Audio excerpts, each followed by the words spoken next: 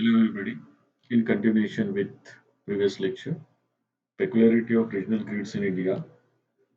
The diagram itself we can see over here that there are four regions. Main regional grids are also there. The northern grid, which is in deficit region, we can say, having snow-fed runoff of the river hydro, highly weather-sensitive load, and mostly the fog and dust storms are there. Then, if you see the western region, it is the industrial load and agricultural load is much more in that region. These are the some of the points, peculiarity points are taken out. Eastern region, which is a low load, high coal reserves, pit head base load plants, while the southern region, which is having around 40% of agricultural load, and some hydropower plants can be mounted over there. Similarly, northern eastern region is there, which is very low load is required and high hydro potential area is there.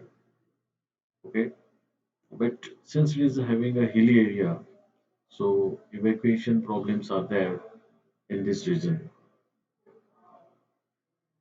This statistics is shown over here for the different regions, as well as in this diagram, in this table, we can see that there is an island also is added along with these different regions. On this side, there is the different thermal power, different power plants, thermal, nuclear, hydro, renewable energy sources. In thermal, there is a coal, gas, and diesel. Whatever the numbers shown over here, it is not important and it is not needed to memorize all these numbers.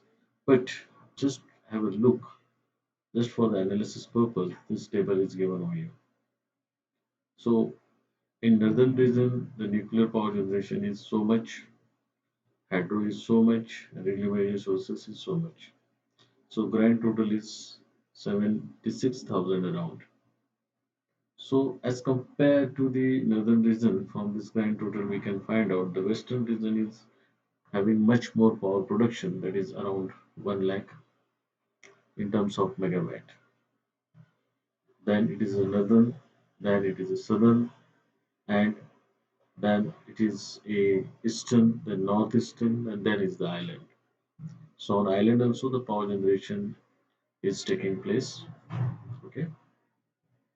So this statistic is just for the analysis purpose. There is no need to memorize these numbers.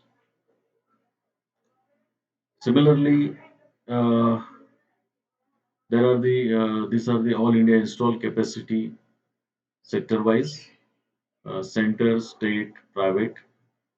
So in terms of center, in terms of state, and in terms of private organizations are there which produce the power.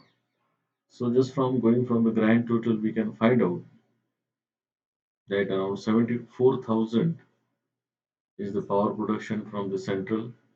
State government is producing around 97,000, while private sector is around 1 lakh 15,000. So private sector produce more power as compared to the central and state. Thank you.